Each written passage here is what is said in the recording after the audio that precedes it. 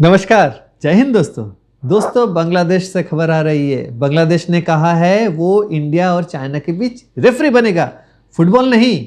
लेकिन क्या आपको पता है, उसी वक्त बांग्लादेश ने पाकिस्तान के साथ दोस्ती का नया पन्ना खोला है। चाइना को तीस्ता प्रोजेक्ट की चाबी थमा दी है और भारत बॉर्डर पर टेंशन बढ़ा दी है।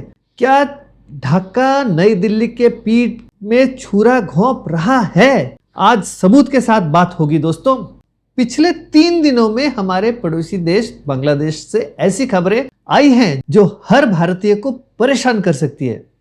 आप लोगों ने मेरे पिछले वीडियो में देखा है कि मैंने कैसे बताया आपको कि चाइना कैसे बांग्लादेश में घुसने की कोशिश कर रहा है। लेकिन आज बात सिर्फ चाइना की नहीं बल्कि बांग्लादेश की जो डबल पॉलिसी है उस बारे में है। देखिए दोस्तों, अभी टाइम्स ऑफ इंडिया में खबर आई ना कि तारिक रहमान का जो सबसे बड़ा एक टॉप एडवाइजर है हुमायूं कबीर, उसने एक नया स्टेटमेंट दिया है कि बांग्लादेश किसी का फुटबॉल नहीं बनेगा बल्कि इंडिया और चाइना के बीच रेफरी बनेगा। भैया, रेफरी न्यूट्रल होता है, लेकिन क्या बांग्लादेश न्यूट्रल है? जब आप हमारे सबसे बड़े दुश्मन पाकिस्तान के साथ सिक्योरिटी डील्स कर रहे हो तो आप रेफरी नहीं हो भाई, बल्कि एक खिलाड़ी बन चुके हो जो इंडिया के खिलाफ फील्ड पर उतर चुका है। दोस्तों, जैसे आप लोगों को पता भी है कि हाल में बांग्लादेश के foreign minister doctor Khalilur Rahman China के विजिट के दौरान बीजिंग को फॉर्मली इनवाइट किया है कि भैया तुम आ जाओ तीस्ता रिवर रिस्टोरेशन प्रोजेक्ट के लिए, यहीं पे आकर काम कर लो। मैंने पिछले वीडियो में आपको बताया था कि चाइना तीस्ता में क्यों दिलचस्पी ले रहा है, लेकिन यहाँ इंपॉर्टेंट बात यह है कि बांग्लादेश ने इंडिया के 2024 के ऑफर को स्लाइड लाइन करके चाइना को चुना है। तो ये प्रोजेक्ट हमारे चिकन नेक जो सिलीगुड़ी जो कॉरिडोर के इतने पास है कि अगर चाइना वहाँ कंस्ट्रक्शन का काम करेगा तो हमारे नॉर्थ ईस्ट की सिक्योरिटी हमेशा के लिए कॉम्प्रोमाइज़ हो सकती है। तो इससे साफ होता है कि ढाका रेफरी बनने का सिर्फ एक दिखावा कर रहा है। रियलिटी में वो इंडिया की सिक्योरिटी सेंसिटिविटीज को इग्नोर कर रहा है। अब ये चीन से भी हटेंगे। अब आते हैं उस खबर पर जो सबसे ज़्यादा चौंकाने वाली है। 8 मई 2026 को बांग्लादेश और पाकिस्तान ने एक anti narcotics cooperation MOU sign किया है। दोस्तों, आपको हैरान होगी सुन के कि आपको हैरानी होगी कि उनके यहाँ जो एडिशनल सेक्रेटरी लेवल के या उससे नीचे के लेवल के जितने भी एडमिनिस्ट्रेटिव ऑफिसर्स हैं वो गए हैं लाहौर ट्रेनिंग लेने एंटी नारकोटिक्स के बारे में। अभी पाकिस्तान ट्रेनिंग लेगा। देखिए, ड्रग्स रोकने के बहाने हो सकते हैं, लेकिन पिछले 50 साल में बांग्लादेश और पाकिस्तान के बीच इतनी करीबी कभी नहीं देखी गई थी। तो पाकिस्तान का ट्रैक रिकॉर्ड दोस्तों सबको पता है। उनका नारकोटिक्स हमेशा नार्को टेररिज्म से जुड़ा होता है। तो अब ये जो गए हैं ऑफिसर ट्रेनिंग लेने, किस लिए गए हैं? They are being trained by the Pakistani officials और they are being trained by the terrorist network कि भैया हमारा ऐसे जाएगा, यहाँ ऐसे उतरेगा, तुम लोग सीधे छोड़ देना, हम वहीं से हम व्यापार करेंगे। So you cannot ignore. और सबसे बड़ा वो है, हमें पाकिस्तान ISI का लिंक कैसे हमें मिल रहा है, मैं बता रहा हूं आपको। दिल्ली पुलिस ने हाल ही में ISI लिंक्ड आर्म्स ट्रैफिकर्स को पकड़ा है जो बांग्लादेश रूट का इस्तेमाल कर रहे थे। तो सवाल अभी यह है, जब इंडिया के साथ कोई नया कॉन्फिडेंस बिल्डिंग मेजर साइन नहीं हो रहा तो पाकिस्तान के साथ ये चुम्मी क्यों भैया? क्या ढाका अब इस्लामाबाद का रास्ता साफ कर रहा है? Maybe they are providing Islamabad route, हमें नहीं पता। तो हमें we have to dig deep, क्योंकि अभी तारिक रहमान के जो एडवाइजर्स हैं वो पुदक के ये सारे स्टेटमेंट्स क्यों दे रहे हैं? इसका ये बात है, उसकी रीज़न है कि वेस्ट बंगाल और असम में भारतीय जनता पार्टी की सरकार बड़ा ही मैंडेट लेके आया है, तो उनके लिए ज़्यादा खतरा बढ़ गया है। अब वेस्ट बंगाल का जो इतना बड़ा जो लैंड बॉर्डर है जो कि फेंसिंग नहीं है, तो आराम से इधर उधर स्मगलिंग हो रही थी।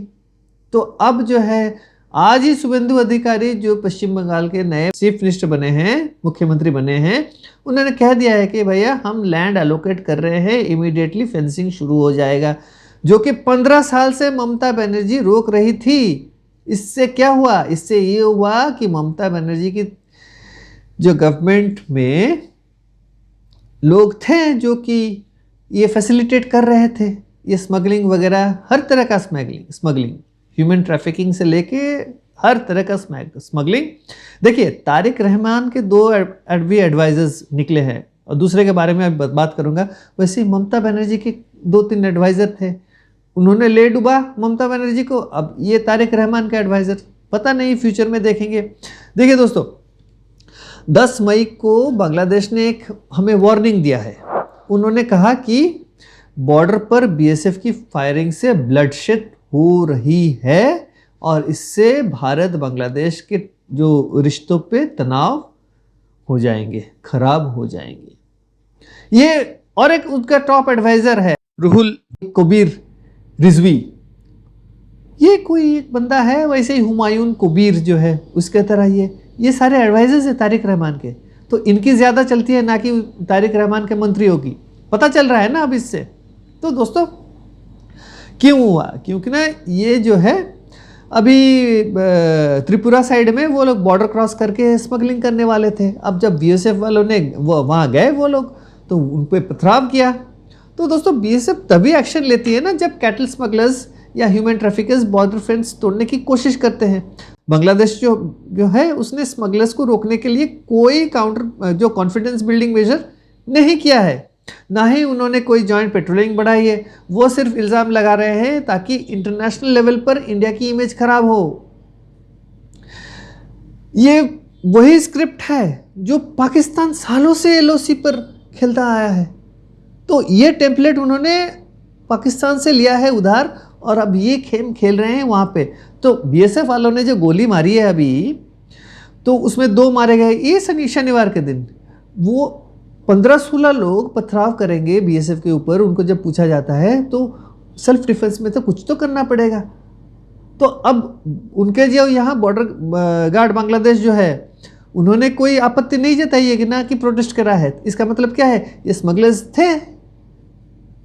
तो एक्सपर्ट्स कह रहे हैं कि इंडिया बांग्लादेश रिलेशंस सिर्फ रिसेट होते हैं लेकिन कभी सेटल नहीं होते हैं। ये बिल्कुल सही कहा उन लोगों ने। बांग्लादेश को जब बिजली चाहिए होती है, मोइत्री पावर प्लांट, जब सस्ता डीजल चाहिए तो फ्रेंडशिप पाइपलाइन, या जब ह्यूमैनिटेरियन एड चाहिए तब वो इंडिया को बड़ा भाई मानता है। लेकिन जैसे ही स्ट्रेटेजिक डिसीजंस की बात आती है, वो इंडिया के दुश्मनों पाकिस्तान और राइवल चाइना के साथ टेबल पर बैठ जाता है। और ये पूरा एकदम अभी ज्वलंत एग्जाम्पल मैंने साइट किया कैसे तीस्ता का वो कर रहे हैं और नार्को टेररिज्म का बढ़ावा दे रहे हैं। तो आज भी देखिए दोस्तों, आज भी भारत अपने तरफ से कॉन्फिडेंस बिल्डिंग मेजर्स चालू रखा है। आज अभी इंडिया टूरिस्ट वीज़ा रिज्यूम करने के लिए टेक्निकल मीटिंग कर रहा है ताकि बांग्लादेश के लोगों को तकलीफ ना हो। मेडिकल टूरिज्म में ज़्यादातर लोग जो आते हैं वो अपना इलाज कराने आते हैं भारत।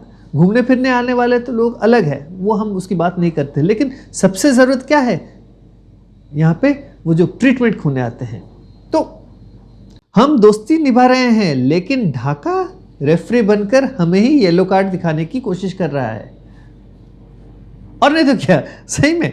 तो दोस्तों आखिर में ये साफ है, बांग्लादेश एक ऐसे राह पर चल रहा है जहां वो इंडिया के रिसोर्सेस तो चाहता है लेकिन इंडिया की सिक्योरिटी की उन्हें कोई चिंता नहीं है। पाकिस्तान के साथ एमओयू और चाइना को तीस्ता का इनविटेशन, ये दोनों ही इंडिया के लिए रेड लाइन्स है। और रेड लाइन्स की बात होती है मतलब डोभाल साहब इसमें ज़रूर इंटरफियर करेंगे। मोदी जी डोभाल साहब को उन्होंने खुला छोड़ दे रखा है। अब खलीलुर रहमान, उनको पता है डोभाल साहब क्या कर सकते हैं।